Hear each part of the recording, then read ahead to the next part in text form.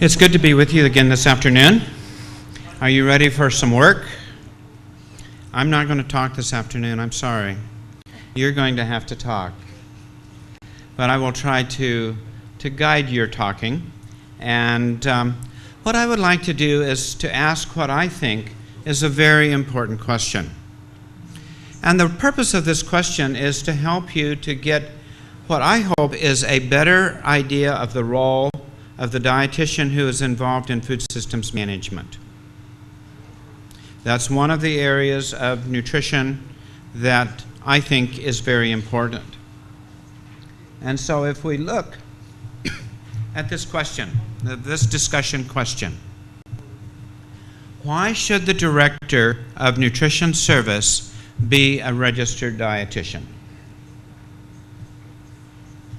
Can we say one or two words and be done this afternoon? No, we cannot. What would be your idea of why the person who is in charge of food production, why should they be a registered dietitian?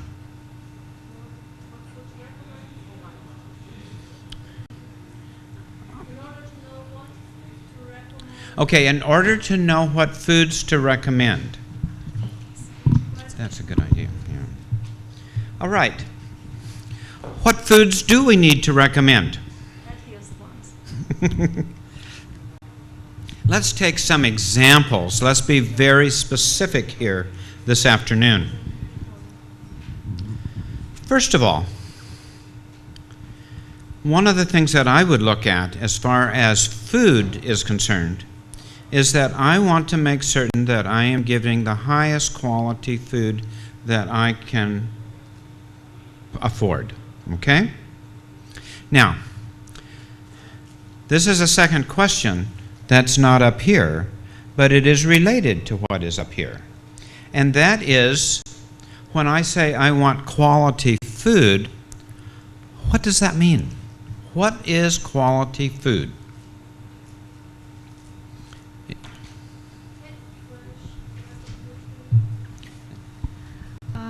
The quality of food means the food which provides all nutrients which are needed for a body to rebuild its powers or to maintain them.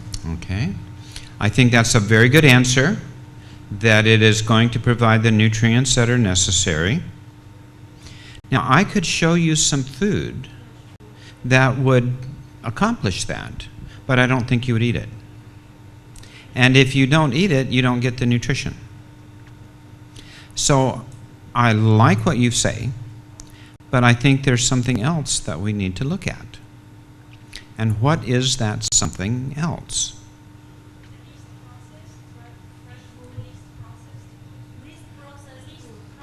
Okay, processed foods? No, not processed food. Right on, okay. I think that is a good aspect of it as well. Okay, so we have food that provides nutrition. We are looking at food that is not processed, so the nutrients are going to still be maintained in that food product. I like that very much. Is there anything else? Any other aspect of food quality? Fresh products. Fresh? Okay. So we have fresh unprocessed foods that have nutrition. All right, I like that. Are we done? Modul de preparare. Okay. The way that it is cooked. I like that one very much as well. Yes, all of these are related to quality. Now, one of my favorite stories. Do you like corn on the cob? Corn, maize, that you cook and eat? Okay. Now, how can you prepare that food? You can boil it in water. Very good. But one of the things that you can bake it, you can steam it, but you can also put it in coals in the fireplace or in a fire pit away from home. What does that corn or that maize look like when you cook it over coals compared to cooking it in water or steaming it? Have you ever had that before? Have you ever done that?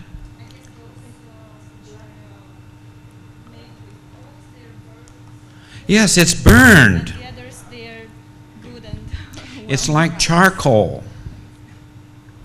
Now, is that quality? Do we eat it? A lot of people eat it.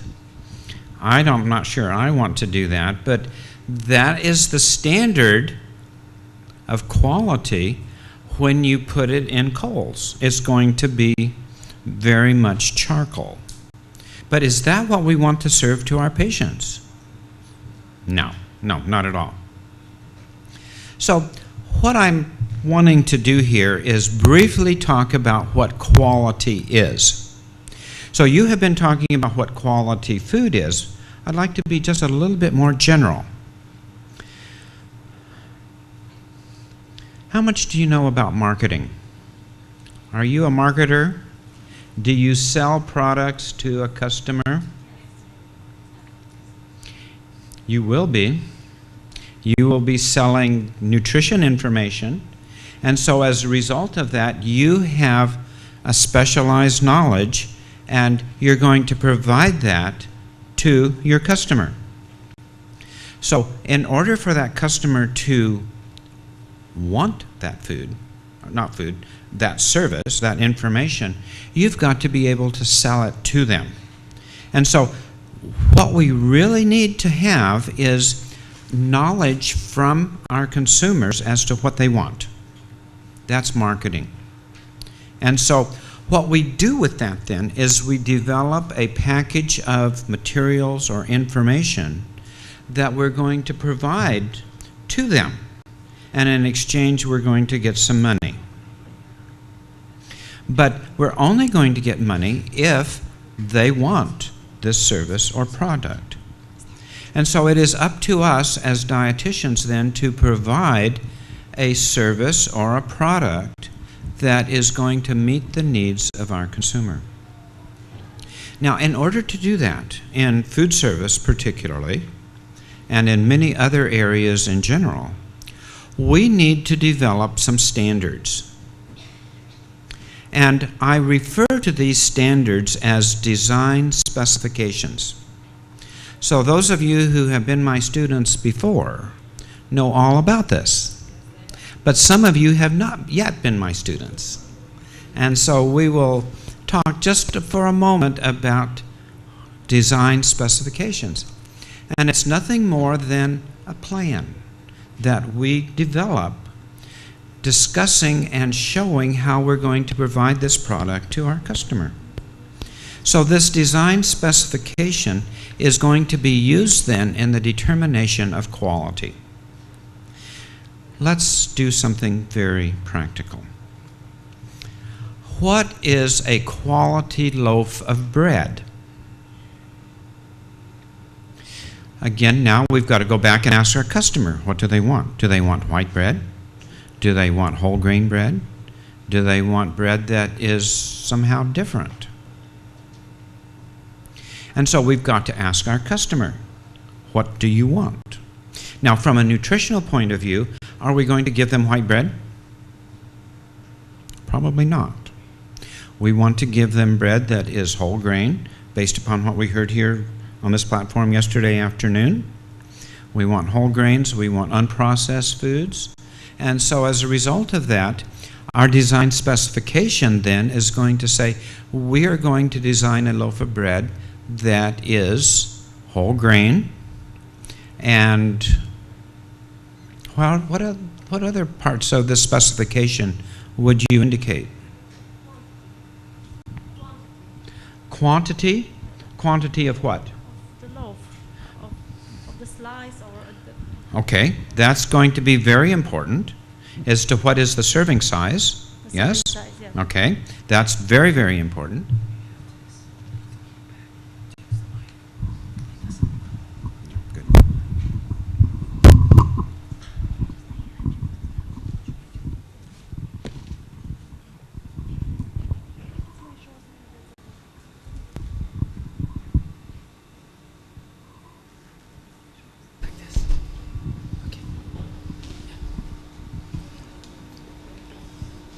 Okay, so we know the serving size.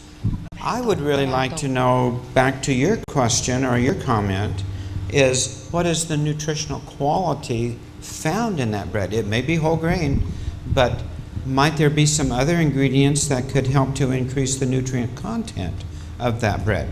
So that's going to be included in our design specification.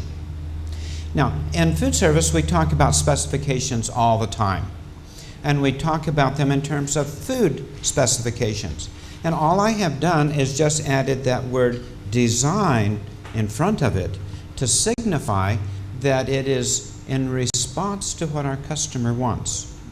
And so we're designing a product based upon the customer and as what we know should be important in bread that is served to our customer. Okay? Now, I'm going back to this question. We have talked a little bit now about the fact that the registered dietitian can be involved in the design of quality. And we've just talked about it in terms of food. Now, what I would like to know from you is in what other areas of food service are we going to use this term design specification to look at quality?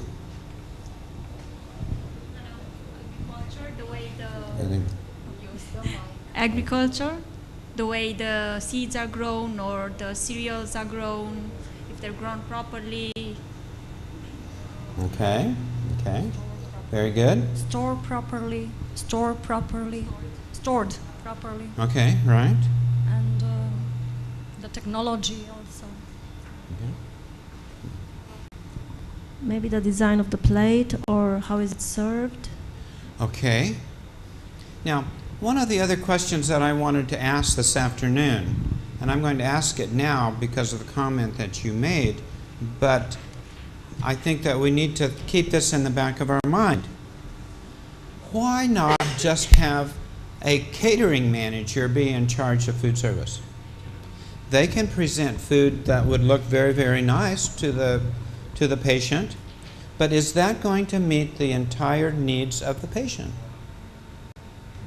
No. Yes, we want our food to look good, and we can do that. That's part of what we can bring to the table here as far as director of food service. But we can bring a lot more, and that's what I want to spend our time talking about this afternoon. So, we can bring quality. I want you to remember that one term of quality. Now, we have talked about quality in terms of food quality, but are there other issues of quality that we need to be concerned about? Nutritional qualities, she said. Okay, nutritional quality, yes, that is number one.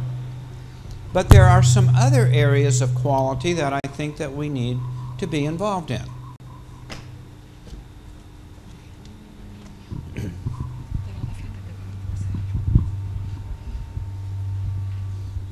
Anybody? The way the food is served, the way it looks like when the patient sees it. Okay, I kind of left that, you had kind of made that comment before or something similar to that, which I think is a very, very good one. And that is in terms of presentation of the food on the plate. That is a quality as well that we've got to deal with. Now, the term that I use, kind of with my tongue in my cheek, is that too often when we put food on a plate, we crash land the food on the plate. It just goes slop on the plate. Is that what we really want for our patients? We want it to be designed in such a way that it's going to be appetizing, that the colors and the shapes and so on are very pleasing. That's what we want, I think. Now, a catering manager can do that, but a food service director can do that as well. But again, let's continue on our journey. Is there any other area of quality that you feel is important in terms of delivering food to the patient?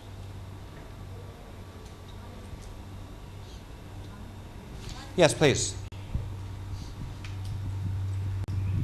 Ceea ce oferim pacientului trebuie să fie plăcut atât ochiului cât și nasului și, bineînțeles, papilelor gustative.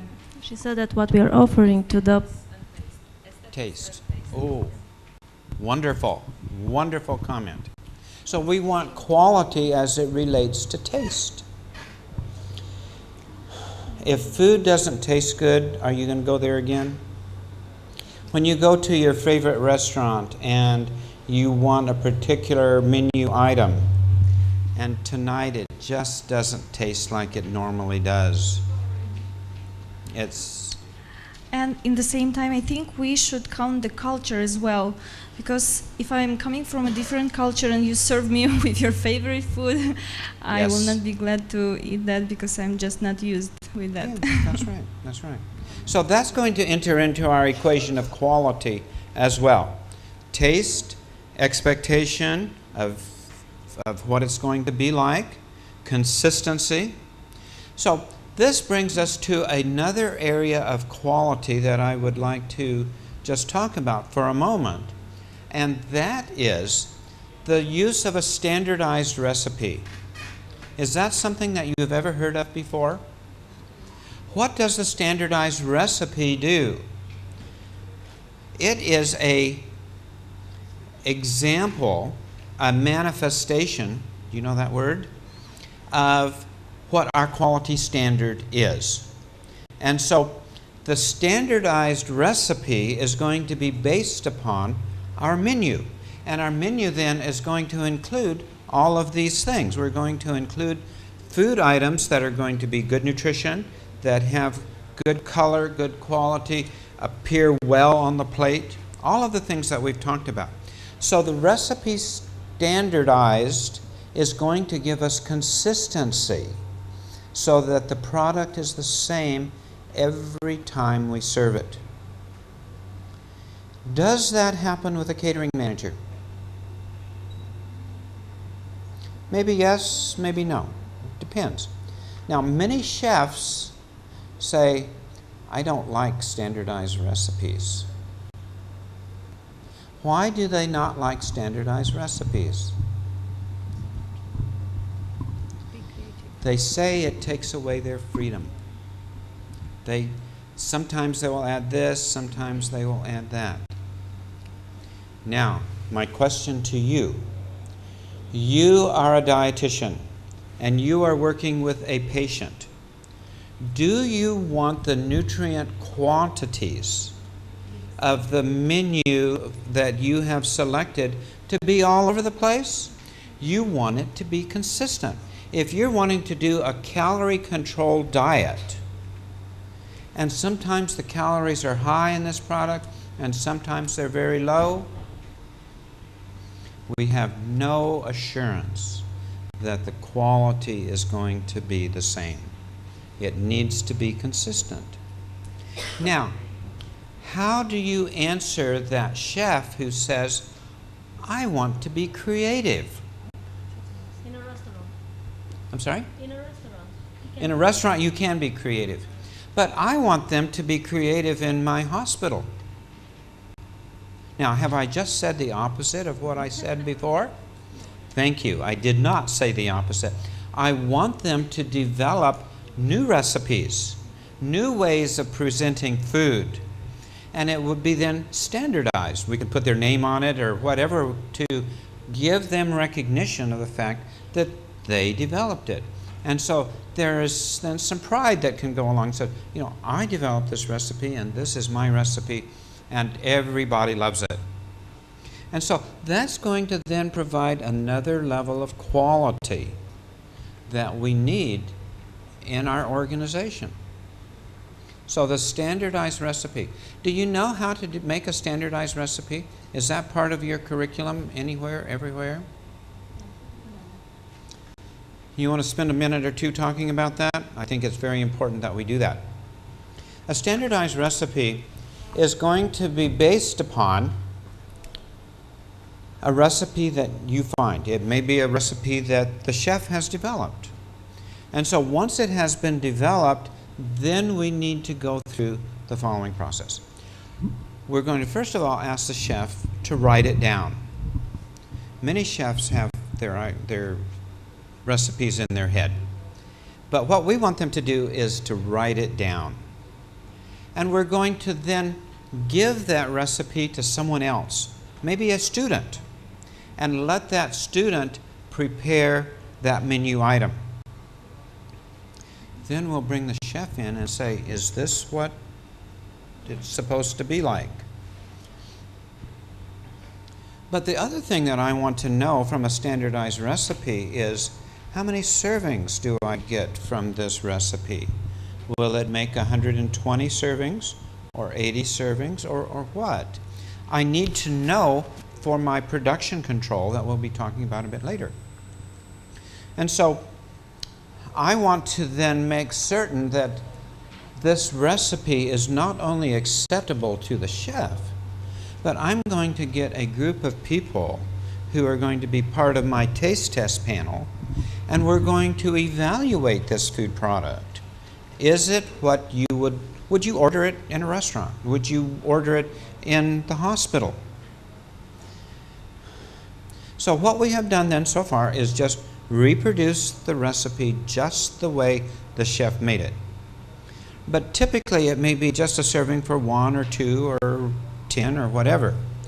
But in a hospital setting that I'm familiar with, we're making it maybe for a large number of people. And that's where the next step in recipe standardization is going to come in, and that is, let's expand this recipe to maybe 50. So we try to make this recipe so that it will serve 50 standard-sized portions. And so we do that, and we serve it in our cafeteria or to our patients, and see how many servings we actually get. And then we then use factors to increase it maybe to 100 portions, and then evaluate, did we get 100 portions? So we're going to continue this process until the taste is right, the number of servings is right, and that it is truly representing the original recipe that the chef began with. And so we don't change that recipe once it has been standardized. It remains the same. Now, you have a fellow graduate from the program, and so you begin trading standardized recipes. Is a recipe standardized to your facility, standardized in your friend's facility?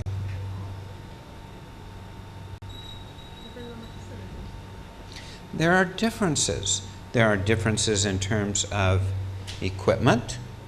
There are differences in terms of the foods that are purchased, the raw ingredients that are there. There are differences in people, in the way in which they prepare that food. So a recipe needs to be standardized for each and every institution or organization in which it is applied.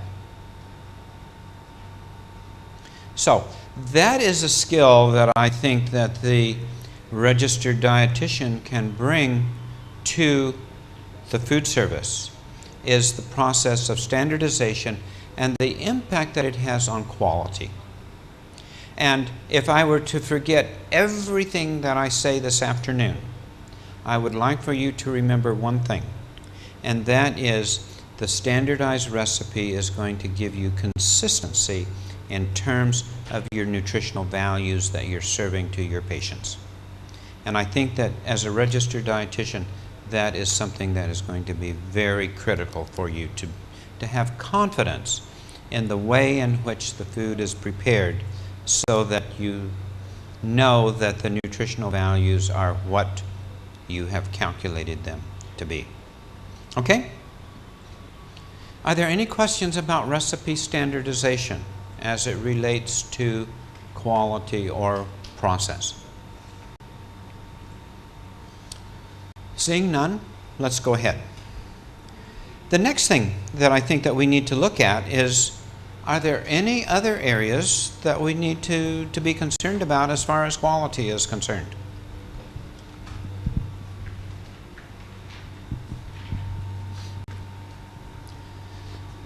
You want me to give you a hint? People. The people that you have working for you within your organization.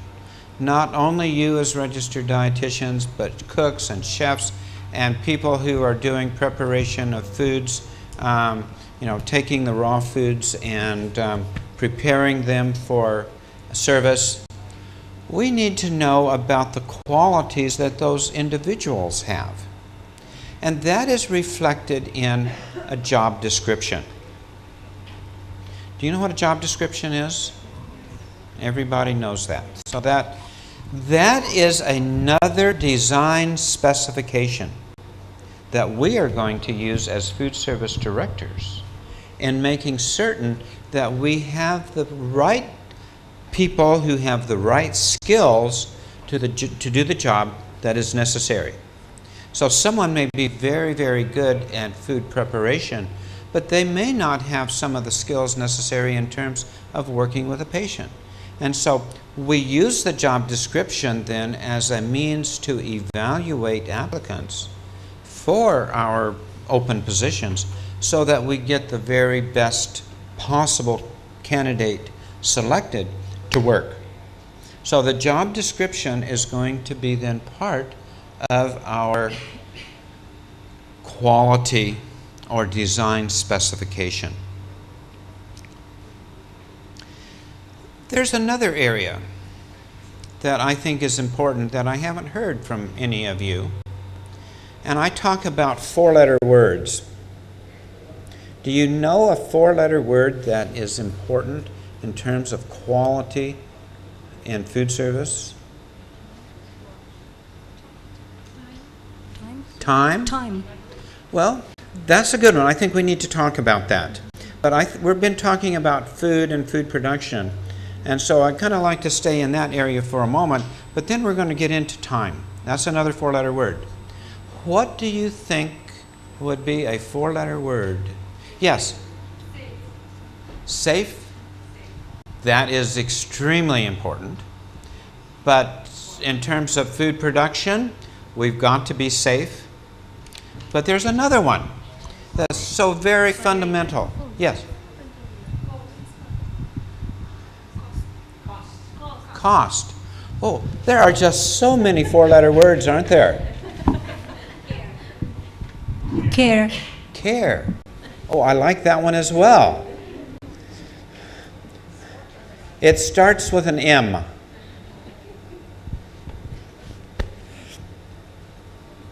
Money. 4 letters.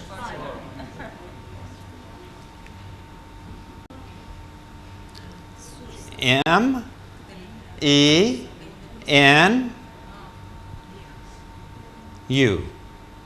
Menu. I'm sorry to do that to you all. They were created with the other 4 letters words. Yeah, and that's. Our students are creative, yes. Yeah.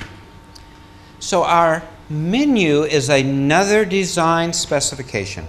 And really it is probably number 1, because that is where we represent our level of quality. It's going to represent all the things that you were saying at the very beginning in terms of nutritional quality is going to be reflected in your menu. So you're going to choose foods that are naturally high in quality in terms of nutrition. It's going to be foods that people like. It's going to be just all of those things that we've been talking about. Nothing that I could add to that. So you're going to sit or stand, but probably sit, just like Gigi had you do this morning in terms of planning a lunch menu. What you are doing then is developing a design specification for what that customer, that patient, is going to eat. And so in doing that, then you are saying, communicating then the level of quality that you want. Now, we could make a menu. I didn't have the opportunity to look at your menus, and I should have. But that's all right. You know, let me give my hand at making a menu, okay?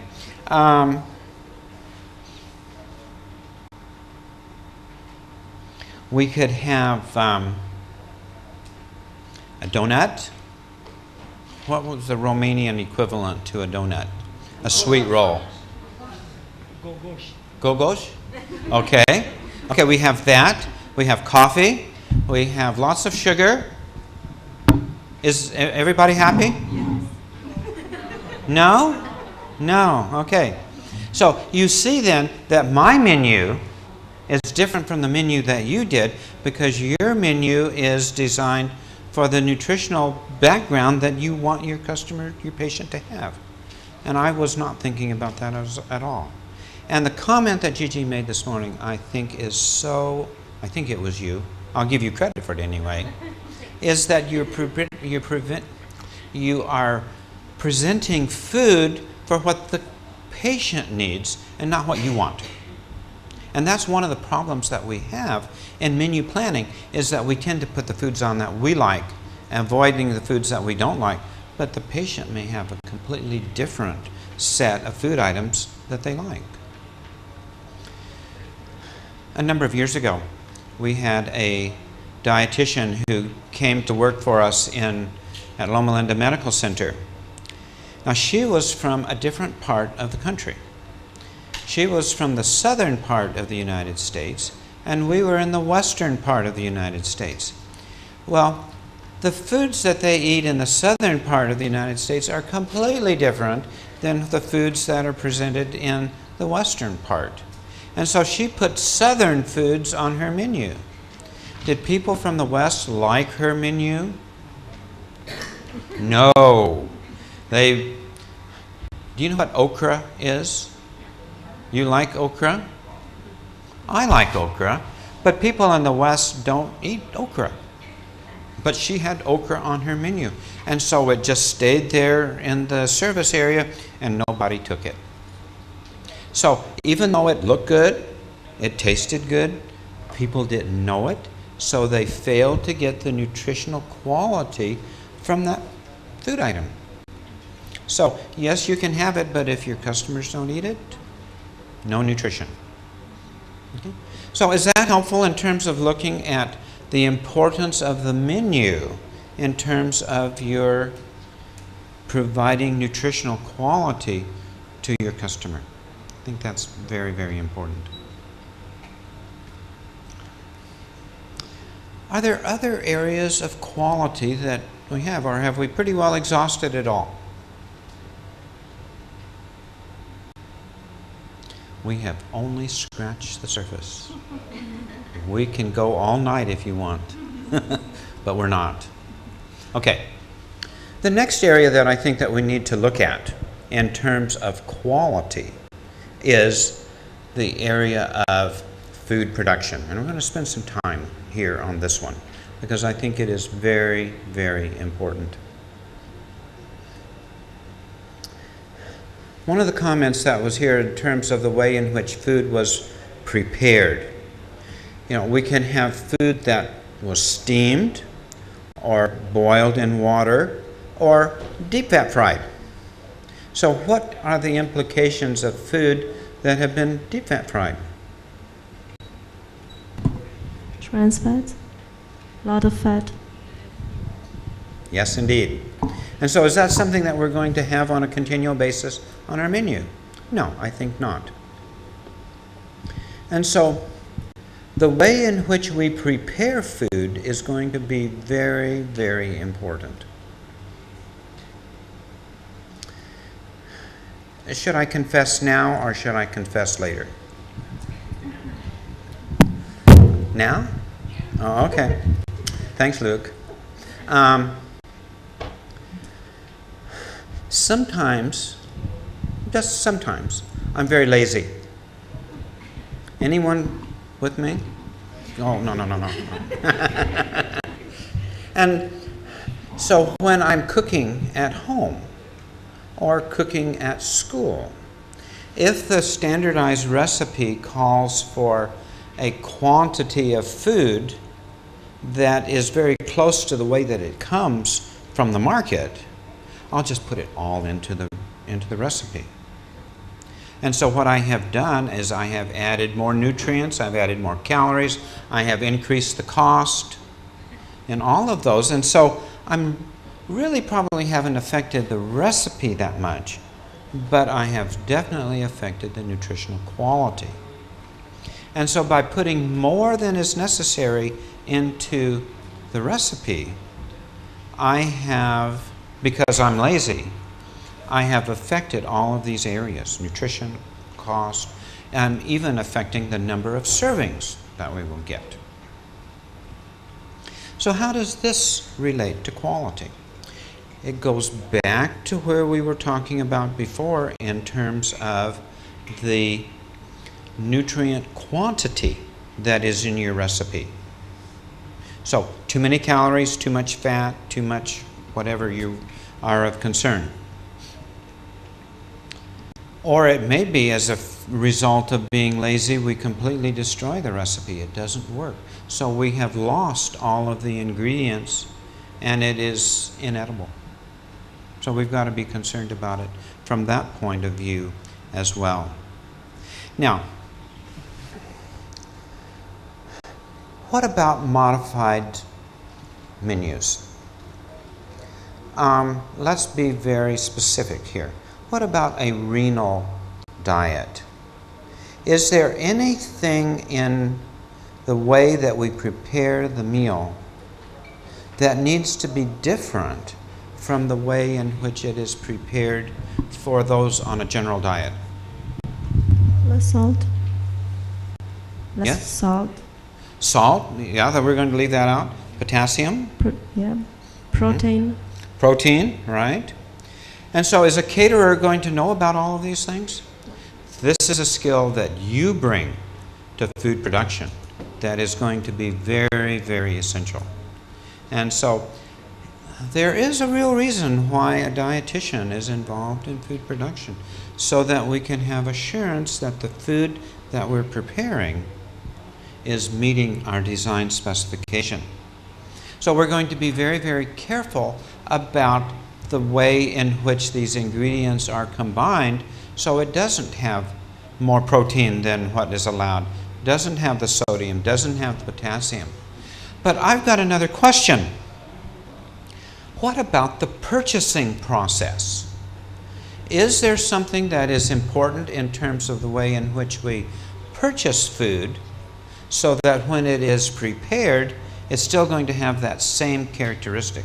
So we're going to have to buy special foods that don't have sodium added. And we need to know what the resident amount of sodium is in that food, so that we can control portion size, so that we're not giving too much sodium to the patient. What else are we concerned about in a renal diet? Phosphorus, all right. So we've got to be very careful then, as we are purchasing foods, that they not be added. And so that's where the comment made about unprocessed foods is going to be very, very important. That we're going to probably want to use more fresh foods in our preparation than processed foods. And so we're going to need to then look at the highest quality fresh products that we can get to meet the needs of our patients. Jessie told me a story earlier this week that I asked her permission to share with you. We've been talking about a special diet. We could repeat that for every modified diet that we can talk about. But there are other concerns that we have in terms of being a registered dietitian in food production, and that is to look specifically at the methods that are used by the cooks in preparing the food items. Now, the specific example that she had was that she was dealing with a menu of a gluten-intolerant patient. And so she very specifically put on her menu that the food item was to be steamed. Okay? Well, the cook did not follow that specification. What the cook did was put it into a hot water bath that was used in making and cooking spaghetti. Is there anything wrong with that picture?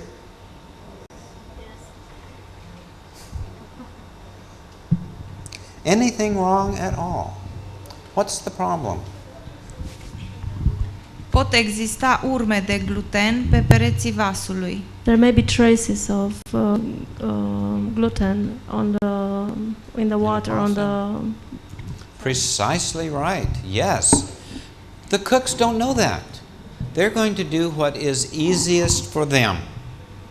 And so what is happening then for the patient, they're going to be in a much more serious situation than they were before. Because we, as part of our production, are exposing the food to additional gluten. So that I give to you as a good example of how we should be very, very precise in our menu planning and in our production plans so that the cooks will prepare the food the way in which we intend rather than the way that they want to do it. Okay? Are there any other examples that you can think of where we can completely sabotage the menu and the food production by just the way in which the cooks are preparing the food?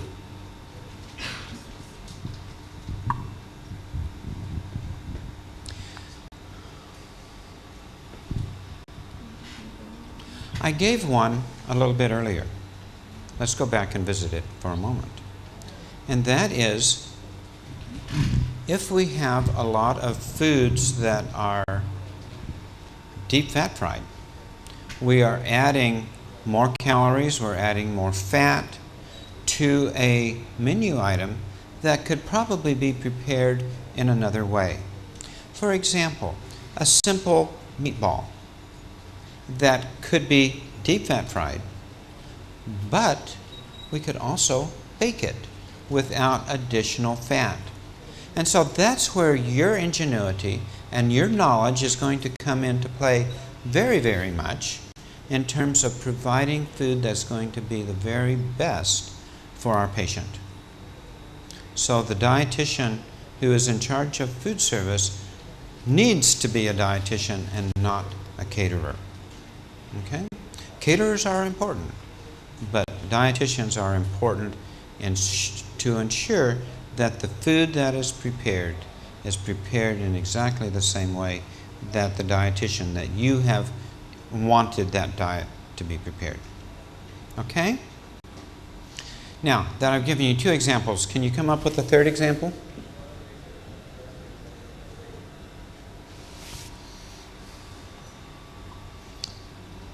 Don't all speak at once.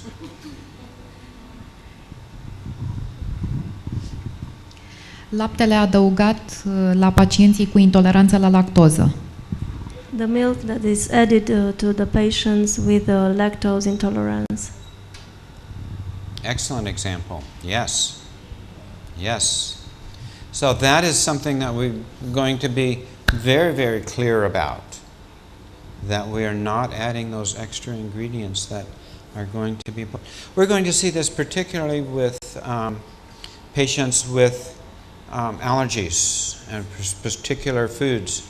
There are a number of people who are allergic to peanuts or to tree nuts of some kind. And so they can go into an anaphylactic shock and it can be life-threatening. And so it's important that we are providing appropriate information to people when they ask, are there walnuts in this recipe? And that's happened to me. People have asked, are there walnuts? And I'm very, very careful because I have a brother-in-law who cannot have walnuts because he's very, very allergic to them. And so I go to the furthest extreme possible to assure that there are no nuts, particularly walnuts and pecans and that type of nut, that are in there because their life depends upon it. They are depending upon us for their life.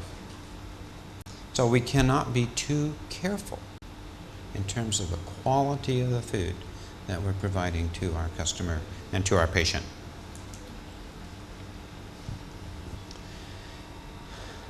Any other areas that we need to be concerned about in terms of quality? We've only again just begun. We haven't gone very far yet. Cred că este foarte importantă sursa de unde ne facem aprovizionarea pentru alimente, să nu fie insecticide, pesticide, chimicale prea multe pentru bolnavi. It's very important the source where we buy the products, where we purchase the products, not to be insecticized or pesticized. So we're talking about purchasing of safe food. Let's talk about that. That came up a little bit earlier, and I said we would talk about it later. One of the important standards in terms of purchasing is that we purchase food from a safe supplier. What does a safe supplier do that an unsafe supplier doesn't do? What's the difference between that? Is there any?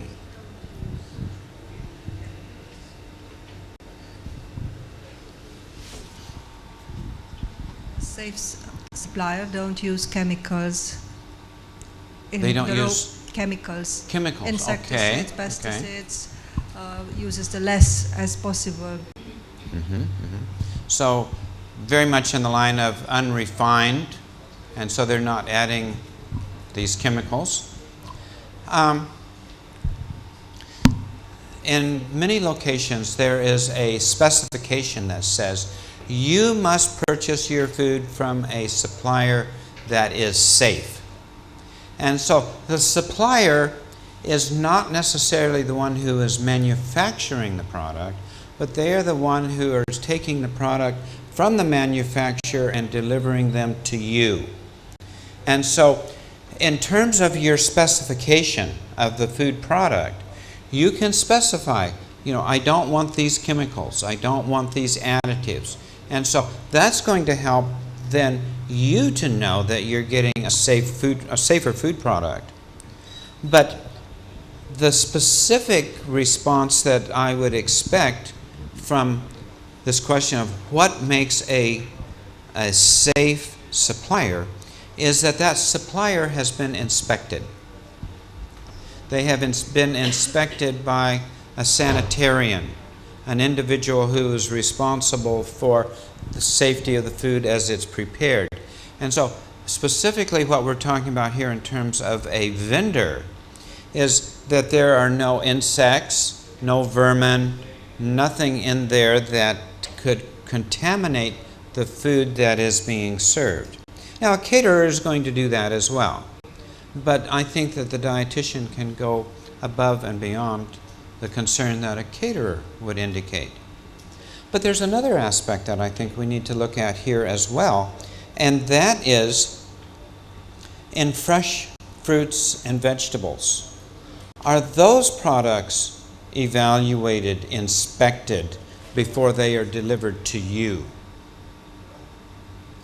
And so it is good to have and you can have a farmer from which you purchase food items. And part of what I would do to make certain that I have quality is I would go visit the farmer. Look at the processes that farmer is using to grow the food. So what are the infestations of insects and what chemicals do they use in insecticides and in fertilizers and that sort of thing. So that is going to be a factor that we're going to look at as far as quality is concerned as well. So it's inspected so that we know what we're getting. Going back to that design specification for food. Okay? Are we going to do a break this afternoon? Okay. In a few minutes. Thank you. The other thing that we are concerned about as far as safe food is concerned is, are we handling the food safely in our kitchen?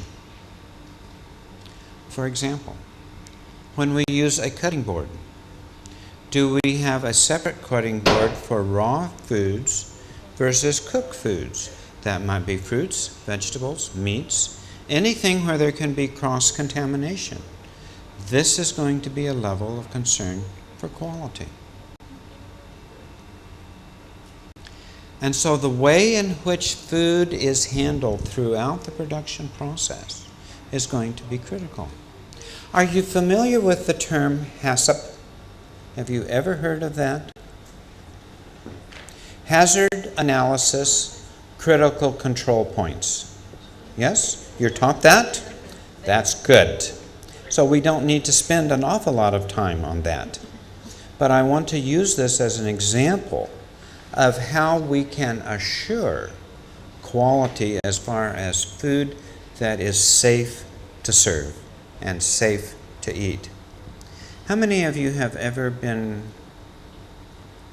blessed by having food poisoning? There aren't very many people who can say, I've never had it. It comes, and you wish sometimes that you were dead, yes? Not good, because it is a very difficult thing, and particularly for older people or for very young people, it can be life-threatening. So we have an obligation as food service professionals and dietitians to assure that the food that we serve is safe. That, again, I think is an important design specification. We're going to work to assure that our product is safe. Okay? Do you agree with that? Can I do?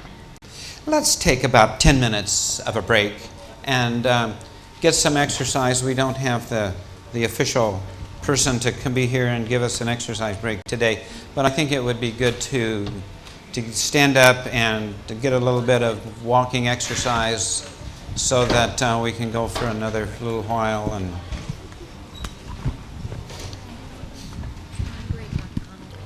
when we were talking about design specifications, we were talking about a number of areas, but there were two areas specifically that I think that we need to spend some time on this afternoon. And that is the area of time and cost. Those other four-letter words. So let's first of all look at time. Does time have anything to do with design specifications of what we expect our employees to do? A question that I would ask is, you need to tell me, I guess, before I ask my question. How is I may be getting myself into trouble here, but we'll go ahead anyway. I'll be brave. A patient in a hospital. Have you spent any time in a hospital with working there at all? Okay, good. Does the patient have an opportunity to choose the foods that they want? So, this is the menu, take it or leave it. Okay, very good. My question is done. But there are some private hospitals Yeah, do that. Okay. I'll just change my scenario. One of the aspects of our program is that our students have an opportunity to be involved in food production. And one day in food production, the student was given the responsibility of making a green salad out of lettuce. The question I would like to ask is, how long should it take an employee or a student to make a servings of salad for 150 people?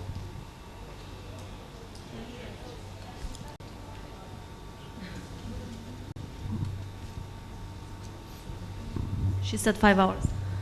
5 hours? Well, you're very close, because it took her about 4 hours to make the salad, because time will expand to do what you need to do. But when we're looking at time as a quality, we need to be concerned, in my opinion, about some standards associated with how long does it take to do a job. And so, let's take the salad that we're looking at. I have seen students who take probably less than 30 minutes to wash, clean the lettuce leaves, cut the lettuce leaves, and have it in the form ready to serve as a salad. Now, I don't know that 30 minutes is the optimum amount of time, but I have a very strong feeling that 4 hours is too long. But somewhere in the middle has got to be the better option. So how are we going to come up with a standard, a design specification, if you please, for how long it should take to do a job? And this is where I think the registered dietitian can make a difference over a catering person, because we will have the knowledge in which we can provide that standard.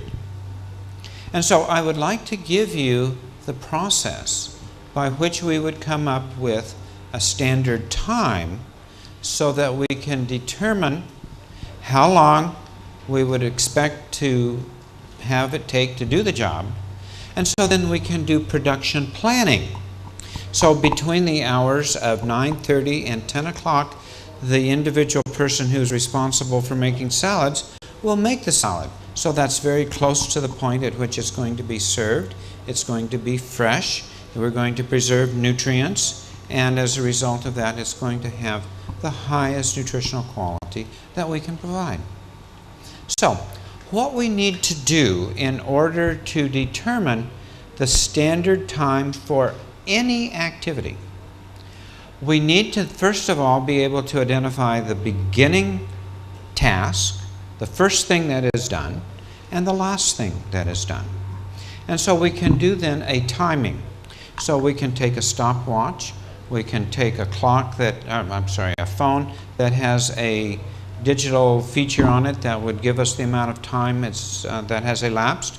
And so when the individual who we're going to monitor and watching them to find out how long it takes, we're going to then find the beginning time and the ending time and determine how many minutes it's taken them to do the job. So let's take the salad example. What would be the first activity that would tell us that that employee is working on the salad?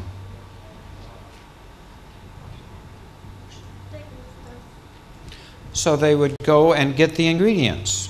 And so we would begin timing at the point that we knew that they were beginning to go to get the ingredients. And it may be, and I would hope this to be the case, that they first of all read the recipe. Is that important? I think so. That's where I would begin timing. I want them to read the recipe each and every time they make that food product. Okay. So we begin the timing and we watch them throughout the process, and then we indicate the ending time,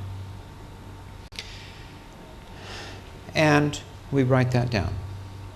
We do this at least 3 times. So we look at the time that makes salad today, and on Monday we look at it again, and on Thursday we look at it again, and we find the average time that it takes to do that job. So when we find that average Have we arrived at the standard? No. There's more to do. I need a volunteer. May I use you as an example? Yes. No, you can just stay right where you are. I'm going to watch you do a task, okay? And you know that I have a clipboard and I have a timer, and I'm going to stand here and watch you work. How do you feel about that? Oh, you feel good about that, okay. So how are you, what's that going to do to you? Are you going to work faster? Or are you going to work slower? You're going to work faster. Why? Because I'm under pressure. Exactly right. Can you maintain that rate of work throughout the rest of the day? No. No, you can't. No, not at all. And so that's a concern. So what we need to do is to modify the average time that we found to do the job, but we're going to modify it based upon a subjective evaluation that we as the manager are going to put to that job and say, you know, I really think that you are working at about 120% of what you really should be working, because you cannot keep up that rate of speed all day long. Okay? So what we're going to do then is to say, I'm going to evaluate you as working at 120% or 1.2 times what I would normally expect.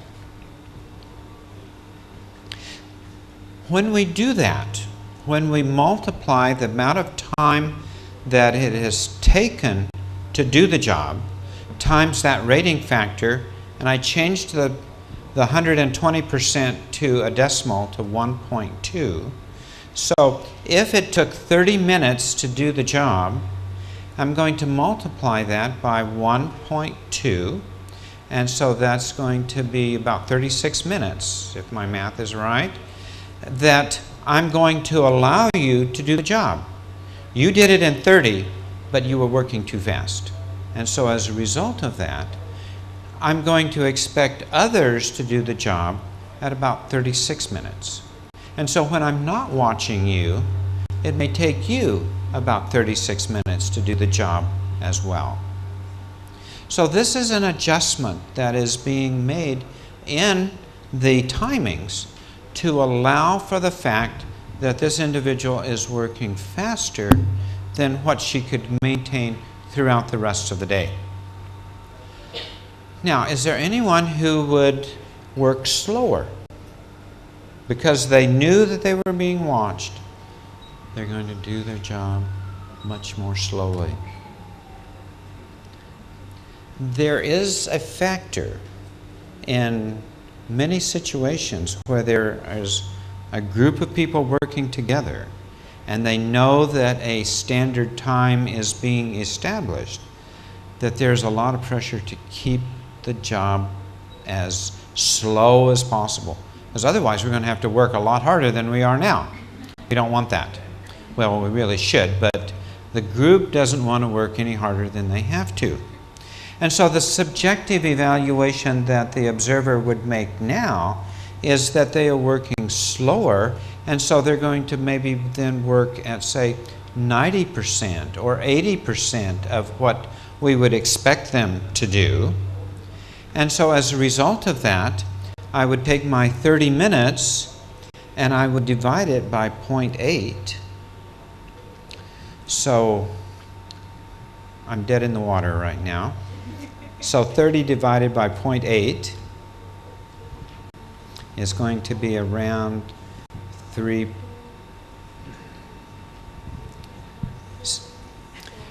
Thank you.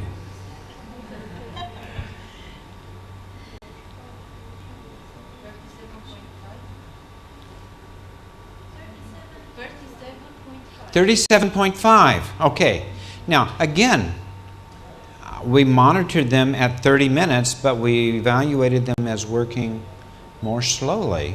So they should really, you divided 30 by 0.8? I am wrong. Let's multiply 30 times 0.8. That's 24 minutes. So they should be able to accomplish in 24 minutes what we observed them at 30 minutes. And so we now have a new standard because they were just being lazy and it took them longer than what it should have. And so we're going to say, even though it took you 30 minutes, you should be able to do it in 24. Okay, so now we have two different time standards.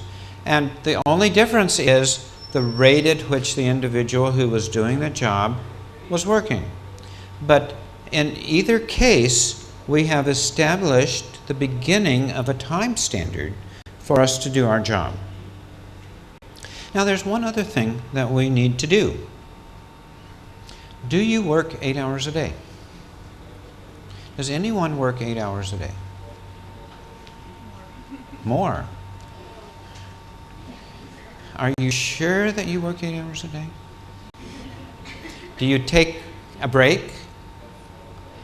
Is there a time that you can just sit down and not work?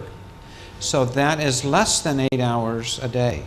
And that is desirable. You need to take time to be as productive as possible. You need that break. And so we need to make an allowance for that break. And so if we were to look at the idea that we're working for 8 hours a day, 8 hours times 60 minutes is 480 minutes of time that we are paid every day. But we get some break time. I'm not talking about meal time, but I'm talking about a coffee break, a rest break, whatever.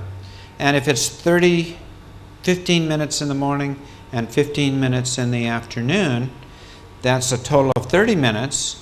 So 480 minus 30, I'm only working 450 minutes rather than 480 minutes. So we can look at that ratio, that proportion, and we can then modify that standard that we had, which is then going to, it's typically about 0.9. You'll be working about 90% of the time. So if our standard time to do the job was 30 minutes, and we divide that by 0.9, that is going to be our final standard. That is the amount of time that we would use to help the individuals know how much time it should take them to do that job. And we as managers then can make certain that as we schedule work, that that's the amount of time that we allow them to do the job. So what we have done is help to increase the productivity of our employees. Now, I have a very strong opinion about utilization of employees. That we should not manipulate employees, that we should not take advantage of employees, but also that employees should give a fair day's work. So we've got to have a balance there. And so this is where a work standard comes in very, very well to make certain that we are not taking wrong advantage of our employees. And so as a result of that, we can then be productive and at the same time respectful of our employees. Productivity is the basis of much of our concern about economy. As employees become more productive, accomplishing more work in less time or even more work in the same amount of time, what that does is tends to reduce the cost of labor per unit that we're making. Cost of labor per meal is going to be less. And so what we are doing by that then is helping the economical condition of the employer by being more productive. And so it is from that point of view that we as dietitians need to be very, very concerned about the productivity level of our employees.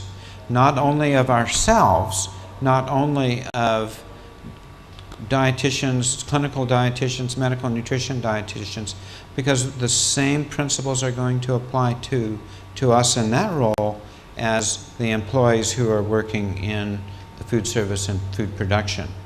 So we need to be concerned and respectful of the time of our employees. So the use of a work standard is going to be helpful in terms of making you the very best dietitian possible. This process that I have just gone through, are you able to go home and do that again? Could you do that? Have I given you enough information about that? Probably the thing that is going to be the least understood is the percentage evaluation of how fast an employee is working. It is a subjective evaluation. So there's no standard that you can use there. But you can use your best estimate, and that's going to be close enough. And then I would evaluate that over several different days and say, is this sufficient? Is there extra time? Or is there time that they need additionally to do the job? There are not very many people who know how to do this process. It's very simple, but it takes a little bit of time in order to observe the employee working. But in doing so, you're going to create an environment where your employees are going to work more productively. And so you're going to have this as a design specification that is going to help in terms of reducing the cost within your organization to the very lowest level. The other thing that I wanted to spend a little bit of time on is the one that we were talking about as far as cost. Now, what we've been talking about here in terms of labor productivity is cost. We're talking the cost of labor. But what about the cost of food? Is that important? Is that of concern to you? So we're talking a little bit about the process of purchasing and the use of a purchase specification for food. I want to tell you a very sad story. So get your napkin or your Kleenex out and so you can wipe your eyes. I was given the responsibility of making a fruit salad for the beginning of the school year for new students coming in, and we were going to have a fruit salad with peaches. And so I went to the farmer's market and I bought some crates of peaches. They looked really good and the price was so low that I thought that I was doing exactly the right thing. Well, I took them back to our kitchen at the school and I began peeling them, and I found some things in there that I didn't like. Some of them were very mushy and they were really not good to serve. So I carefully cut that part out. And before I knew it, I had almost no peaches that were ready to be served. I had thrown the whole thing away. I had worked to save money by buying the lowest possible price, but the quality of the product I failed to check before I bought it. So often we find ourselves in situations where we want to buy, the most cost-effective food that we can. And so as a result of that, particularly if it's fresh, we need to really check the quality of that food to make certain that we're going to be able to get a yield out of that. Peaches that we can actually use. So the cost of peaches in that salad that evening, was that the lowest possible price of peaches that I could consider? I paid a very high price for those peaches. So the thing that I would like for us to remember in terms of cost associated with food is, yes, we need to look at the cost of what we're purchasing, but we need to look at the cost per serving. So if we have to throw away a lot, our cost is going to go up. I visited my father not too many days ago before I came here. And, you know, he lives on a fixed income and he's looking at ways in which he can reduce the cost of food. And so they purchase food in a store where you can get it very, very inexpensively. And you open that can and the food is almost inedible because it was peaches again in this example. You know, the peaches looked fine, they tasted fine, but their appearance in terms of serving, I would not serve it to my guest because it was just all the pieces of peaches that were left. Now, for his design specification, it was meeting his needs just fine.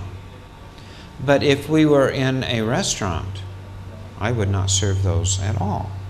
I would not even put them in a fruit salad because many of the peaches were canned green.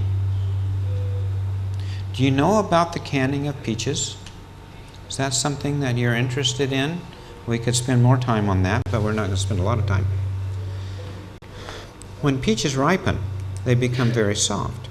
And so when you handle them, they become more bruised and more undesirable. And so in order to process peaches, you pick them when they are more green. And then they go into the can, and in the retort process of canning, they are cooked, and so they are more tender and good. But if you take peaches that are more ripe and can them like you would do at home, they're going to have much more flavor and they're going to taste good, but they tend to break down very easily. And so when we're in quantity food production, we want to make certain that we are choosing the appropriate foods so that they're going to look good as they are served to our customer. So that's something that we need to do in terms of quality, is to evaluate that quality in a process that's called can cutting. Anyone ever done a can cutting, a competitive can cutting? Here we're looking at quality again. And so we may have the option of purchasing foods from one vendor versus another vendor versus another vendor. And so what we ask them to do is to, based upon our design specification, give us the canned product that you think is going to be most close to our specification. And so what we do is that the labels on those cans are removed, but coded so that we know which label goes to which can. And so without the bias of knowing the label or where it's from, we taste each of the food items, the peaches, the pears, and whatever. And we choose the one that is the best quality based upon our evaluation of those food products.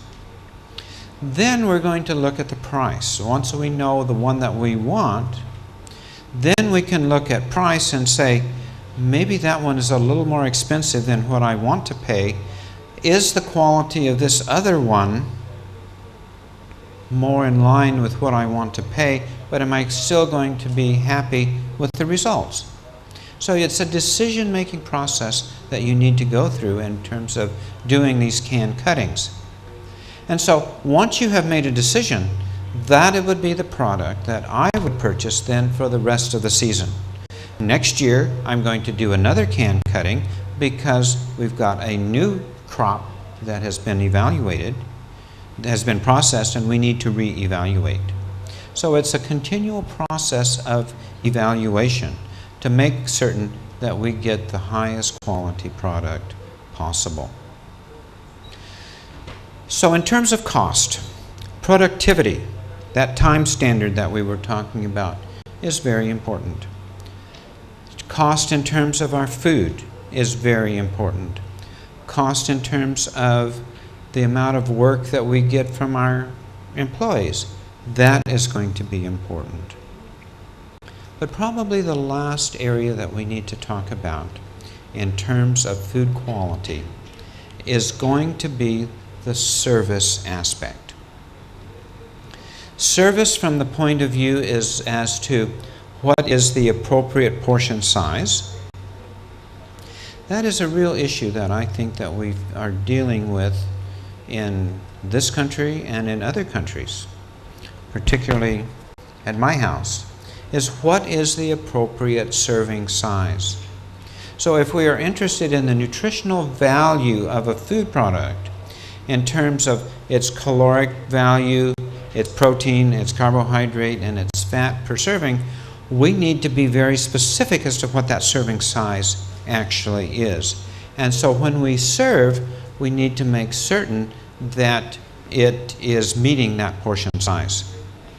Now, here in Europe, you have a major advantage, I believe, over the way that we do it in the US. Because when I go to a restaurant, it tells me the number of grams of what that serving size is. And I'm expecting that that is what it is. In our hospital, we don't have anything like that at all. And so this is something that I'm learning that I'm going to take home with me, as to specify on the menu what the serving size is. And so as a result of that, I can have much greater degree of confidence that my nutrient analysis is going to be right. As a clinical dietitian, I want really consistency, as we said at the very beginning, of portion sizes and nutrient content. I think it's time for a quiz now, yes? Do you have time for a quiz? I'm going to ask you several questions. I'd like for you to deal with them probably more in small groups than up here. But then we'll have some reports when we are done.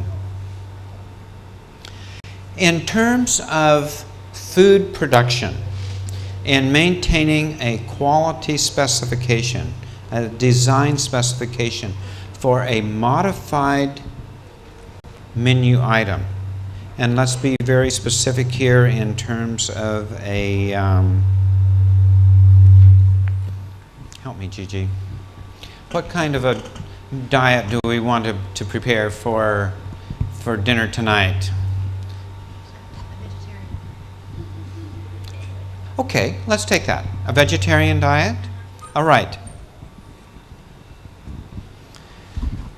I'd like for you to write on a piece of paper what your design specification would be for the menu. Or you can take the menu that you worked on this morning. And I'd like for you to write a design specification that would make it also a vegetarian menu, okay? Do you know where to start? I want you to briefly write in a sentence or two a description of what the food is going to be like. Okay?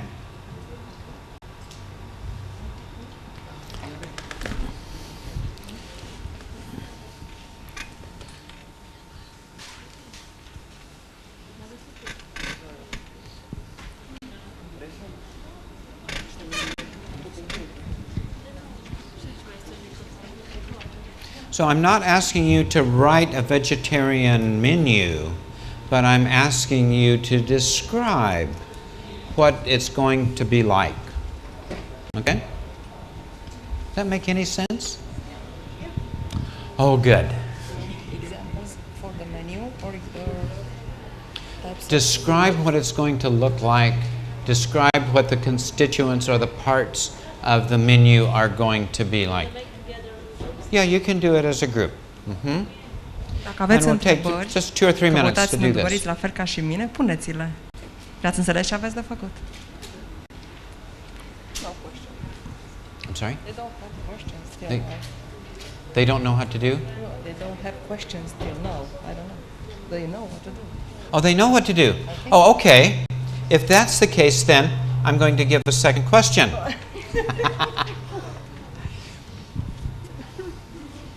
You go to your storeroom in your facility and you look at products that are there, and you're going to make a soup that does not have a soup for a patient who is a vegetarian, and so you're going to select ingredients for that. And the ingredients include a food product that has chicken broth in it. Is that something that you're going to include as an ingredient in your menu? Okay. Let's look at it a different way. You have a patient who is on a low sodium diet. Are you going to put into that menu item that you're preparing a processed food that has salt that has been added to that? Good. There are a lot of people who would say, sure, why not? Go ahead and do it. Like the chicken broth, you know, sure, they're not going to know. What about the individual who is allergic to nuts? You know, just a little bit of walnuts would be fine, isn't it? No, it is not. So we've got to be extremely careful in terms of what we are including in our ingredients to make certain that they are following the standards that we have set. So, I'm going to conclude at this point, and then we'll have some time for questions. In terms of food production, does a design specification make any sense to make certain that we are providing the food quality that is necessary for our patient? I'm seeing some yeses. If that is the case, and I fully agree with you, that is a skill and a knowledge that you as a registered dietitian or a dietitian can bring to a food service to make certain that the quality of the food is meeting exactly what that patient needs. And that, I think, is our bottom line. So everything that we are involved with is related to quality. From the very beginning to the very end, we've got to be concerned about our quality and that we are doing our very best for our patients. One example that I would like to leave you with. I forgot what my example was. That's what you get for not thinking well. I would like to give you an opportunity to ask any questions if you have questions. It may come back. You never know. Which was that example you wanted to give us? What was the example?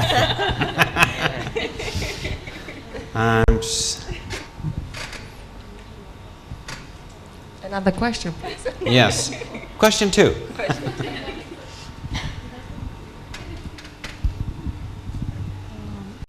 About the sizes, I'm curious. How is it in practice?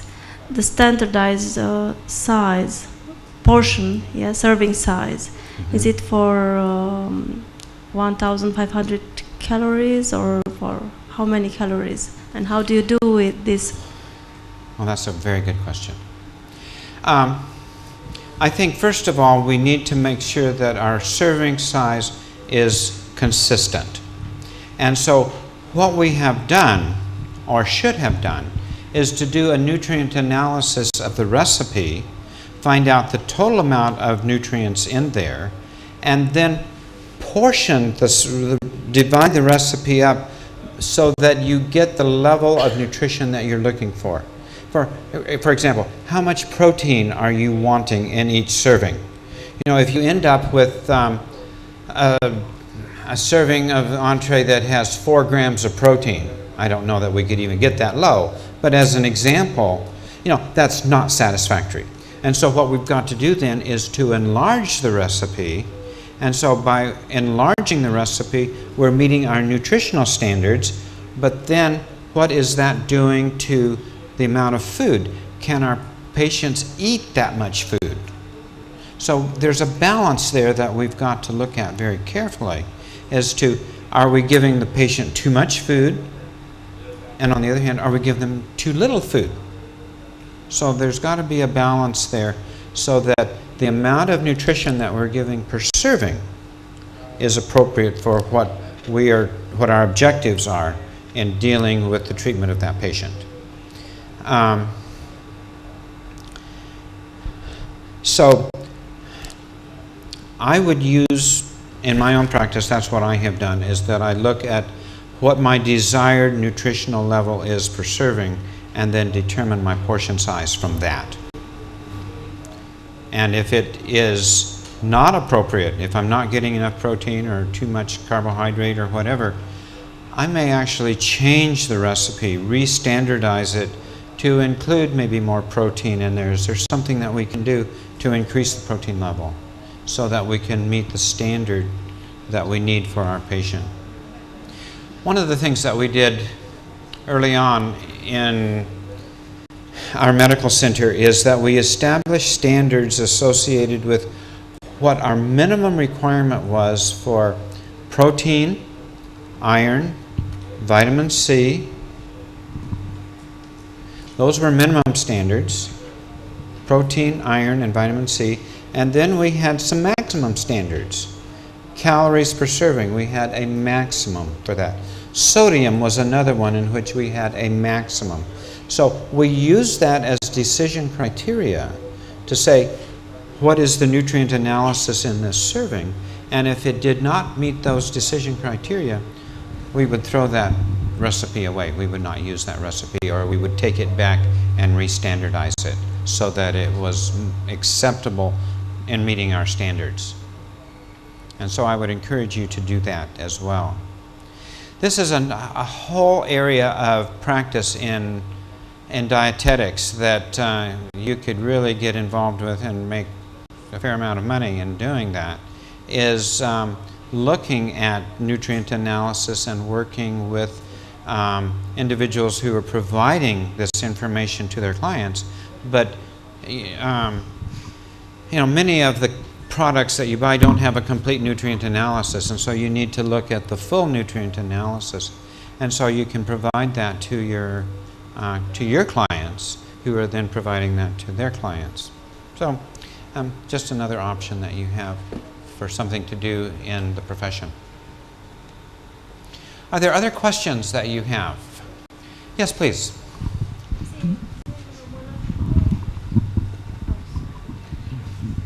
Porțiile într-un spital mare au dimensiuni diferite de la pacient la pacient. S-ar putea ca o porție standard să fie prea mică pentru un bărbat care face muncă fizică grea și prea mare pentru o bătrânică de 50 de kilograme.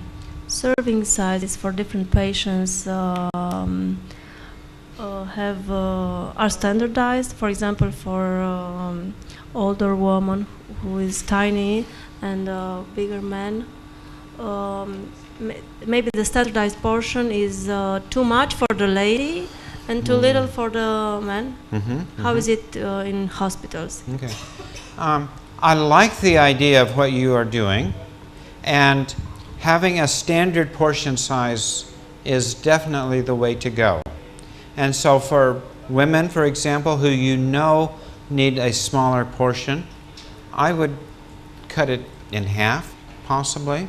I don't know that I would go any further than that, because you're going to get a lot of pieces left over. But if you cut it in half and serve that as a small portion, then you would have the normal portion, which is your standard portion, and then that other half that you have, you could give to an individual who needs more.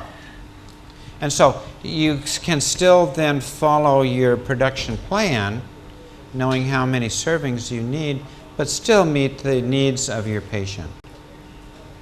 So, yes, you're welcome. Other questions? Yes.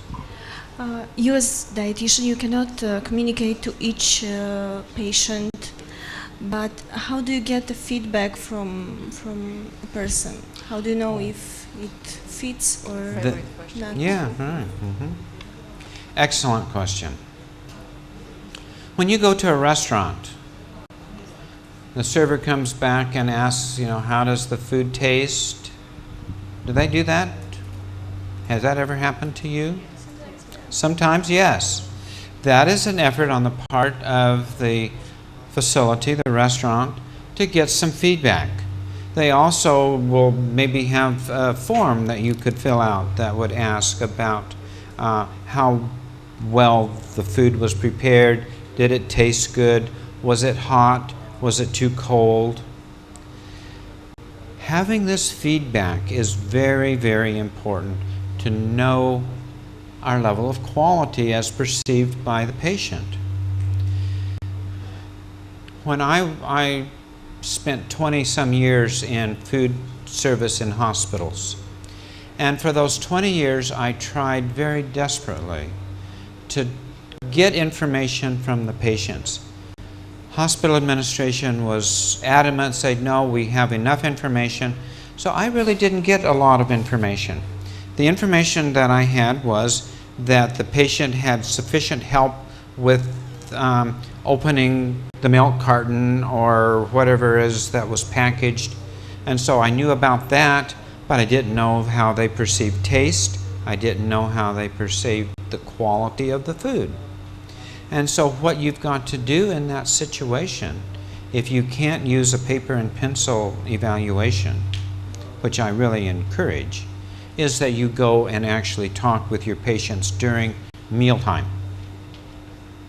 That's one of the things that I did when I was in training. I spent a lot of time working with my patients as they were eating to make certain, number one, that their menu was fulfilled, that everything that was ordered on the menu was actually on the tray, because that's a quality aspect as well, and that they were eating their food, because that has to do with their nutritional quality, but the taste and the acceptability of color and texture and that type of thing. I want to know about that. I need to know about that in order that I be effective as a director of a food service. So there are organizations that will do that for you, where they will send an evaluation out to the patient after they have been discharged. I think that's too late. I think it needs to be done while the patient is in the hospital. Now, one of the problems that I think there is in terms of, how did you like your meal tonight? And if you despised it, you did not like it, would you have enough guts to tell me that you didn't like it? Or are you going to try to make me feel good and say, oh, it was just fine? Because that happens sometimes, that people will not stand up and say, it's the worst food that I've ever had. And if it's the worst food that they've ever had, you need to know about it. I'll tell you a story to conclude along this line.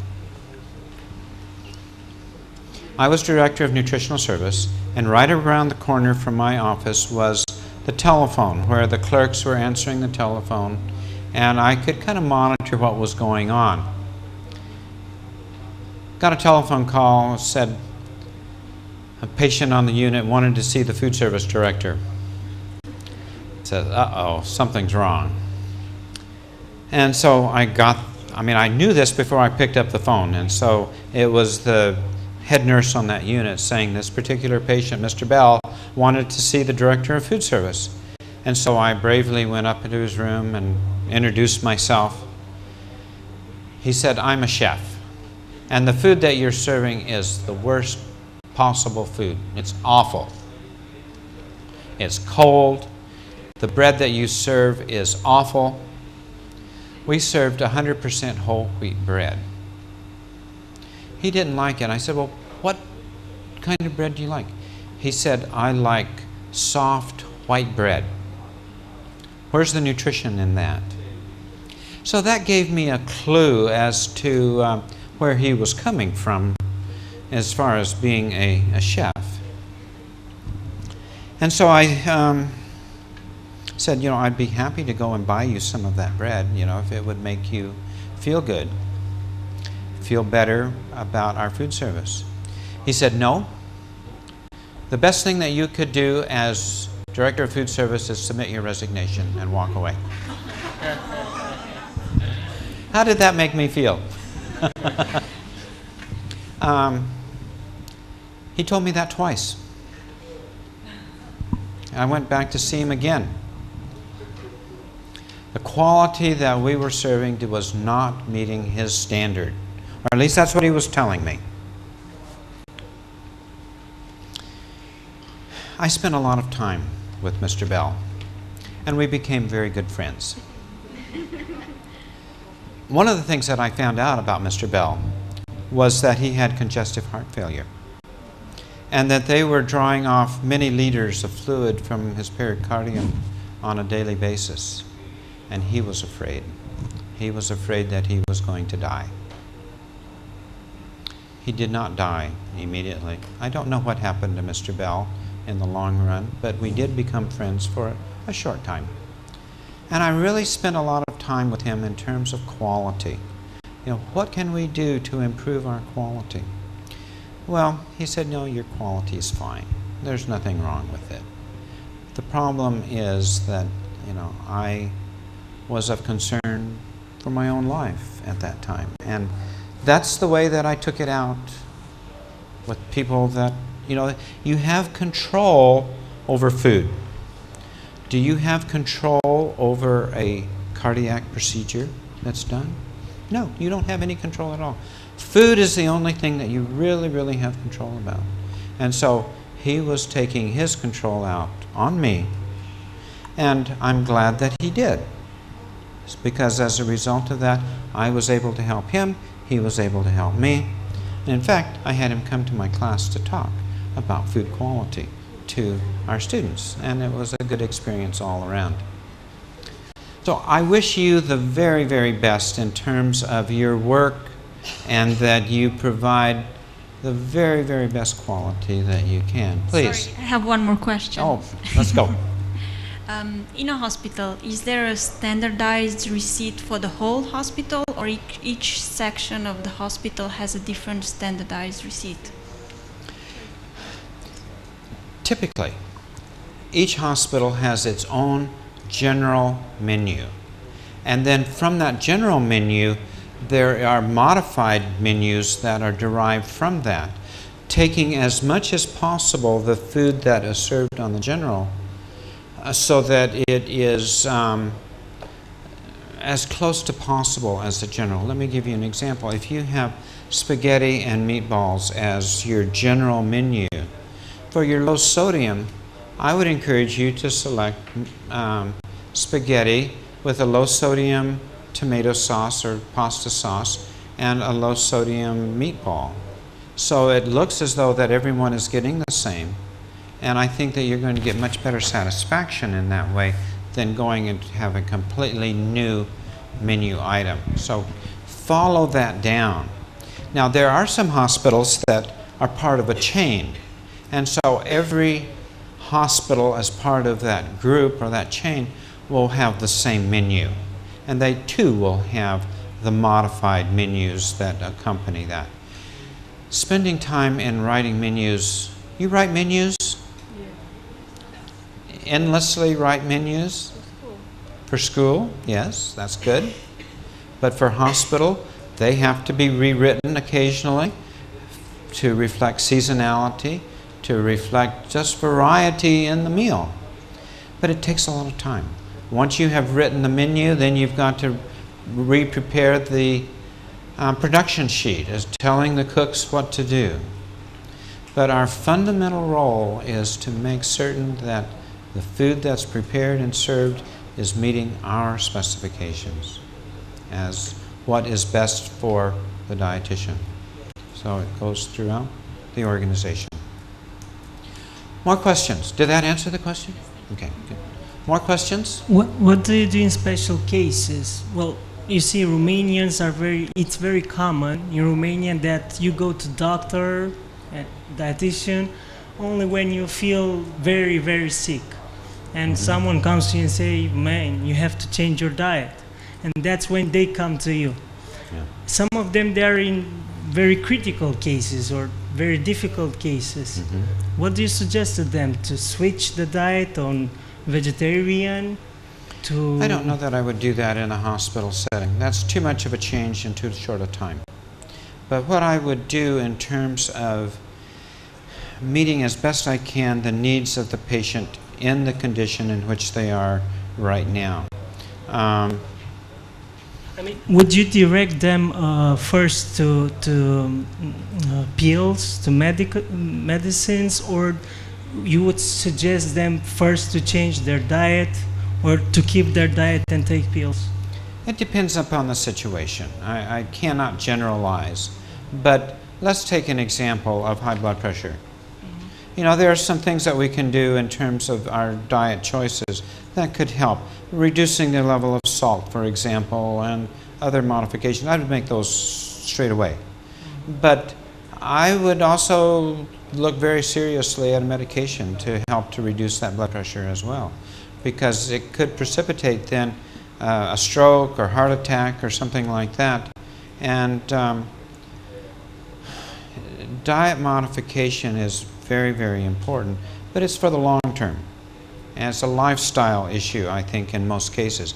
But sometimes we use diet in a short term, but like renal disease, that's going to be a long term, and we're going to make very specific changes in the diet. There are some cases where, like with an ulcer or something like that, that may be more of a short-term process that we would use in terms of modification of the diet. So it's got to be very specific to the condition of the patient, in my opinion. Will you agree with someone, let's say, like, it's very often that people who have cancer, they hear that they have cancer, and they hear also all of these cures, like I don't know, you know, all the juices made from carrots, and they change. They don't eat meat, anything else, just juices, 15 minutes, water, and then juice again, and in his belief that he's going to be cured by his disease. Do you agree with this? Over the last few days, we have been talking about evidence-based practice. And that needs to be the basis of decisions that we're making in a healthcare setting, is what is the best practice in terms of, for this patient with this condition, what can we do to do the best good for that patient? So whatever that may be. In many cases, it may be, you know, depending upon how far along the case is, you know, just providing comfort foods and that type of thing. Okay?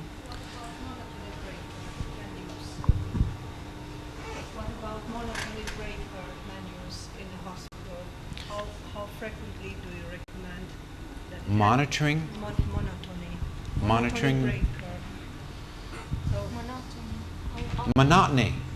Oh, yes. Thank you very much. This was the example that I was going to give you. And I thought of it just a moment ago, and then you brought up this, so we've got to talk about that. The comment was made that in most hospitals here in Romania, you do not give a variety, you don't give a choice. In my opinion, that is the way to go in terms of efficiency, in terms of productivity, in terms of cost control. Because, as an example, when you are preparing 3 or so different entrees for patients, and they have this to select which one they want, well, what difference does it make whether they have it today or tomorrow? In the United States, we tend to do that. We tend to give a variety of food items. and allow the patient to select them. And as a result of this, they choose the foods that they like. And that's good, isn't it? But they choose mashed potatoes, they choose cauliflower, and they choose a fish. White, white, white. And they say, how terrible the food is here. It's not appetizing. And so I think that if we had a non-selective menu that we have very carefully planned so that when it is served to the patient, it's going to look its very, very best. It hasn't crash landed on the plate. We're very careful to paint a picture on that plate using the food that we have, using the artistic skills that we have as dietitians.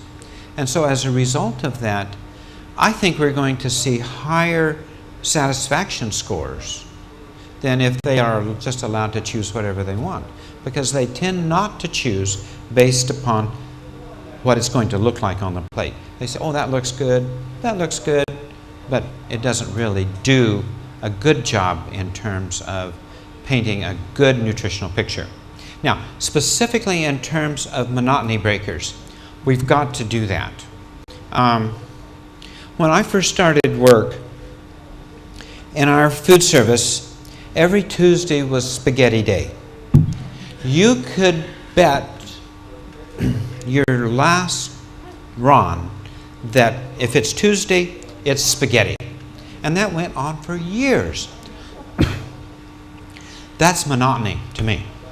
When you can predict what the menu is by looking at the calendar, we've got some problems that we've got to deal with. Excuse me. And so one of the ways in which we can deal with that is to have a menu that has an odd number. We have 7 days in a week, so if we have 8 days in our menu, or 6 days in our menu, or a special weekend menu, so that there is continual change in the menu, that's one way to break the monotony.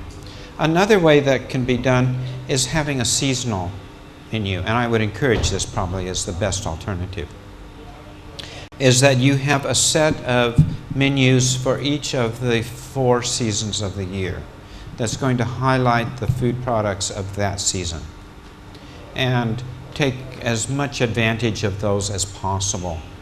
Then you're going to be looked upon as having, a real concern for your patient and for the food quality. As I indicated before, when you change your menu, you've got to change your production sheet. And that is a very difficult thing to do. And so if you have a set of menus and production sheets that you can put in, say, every spring or every other spring, you can have those changes in the food item, not have the monotony, but not have a lot of work to do. So you're more productive as a professional by not throwing away all that hard work that you did for making production sheets, and then keep those and use them next year. Okay? We need a...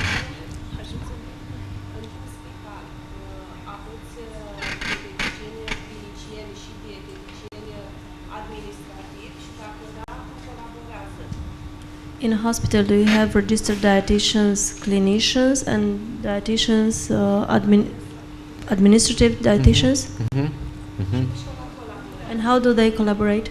Oh, very, very important question. They collaborate, first of all, in making certain that what the dietitian wants, that is put on the modified menu, is actually what is prepared and served to the patient. And so that collaboration can be involved in a meeting that would be held every afternoon after the main meal of the day, where the dietitian and the food production people get together and discuss the quality, what happened as far as any changes on the menu. It's part of this whole control process. The control process is establishing our standard, our design specification, We monitor what's going on, and we take corrective action if what is happening is not what we planned, and we take corrective action. That's the last step. And so meeting as a group after lunch, before many of the people go home, we can talk about the problems that we have observed.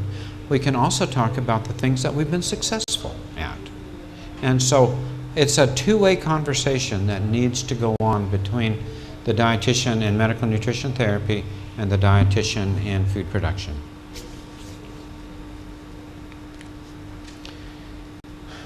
One other comment that I would make about that, and that is I would work with the medical nutrition dietitian in the development of the modified menu. The general menu may be made by the production staff, but the modified menu really needs to be made by the clinical dietitians. And so in doing that, I think it's a joint process between food production and the clinical dietitian in making that modified menu. I'll tell you another story. There are food products that are made, and this is where I think a dietitian involved in medical nutrition therapy really needs to know food service, because what they will do is automatically try to modify a food item that can't be modified. They'll put no sodium in front of an entree. Well, that entree was already made, and so you can't just take the sodium out of it. Or because of the nature of the ingredients, you can't just make it by magic low sodium. And so what you've got to do as a dietitian in medical nutrition therapy, you need to know how those menus and food products are made so that you can then choose maybe another alternative that can meet the diet prescription to a better degree than trying to modify something that really can't be modified. So you can't always just have the spaghetti all the way down. Sometimes you do have to make changes. For sure. Thank you so much for what I hope was a good afternoon. And I hope that you have a good evening, and we'll see you tomorrow morning. Thank you so much.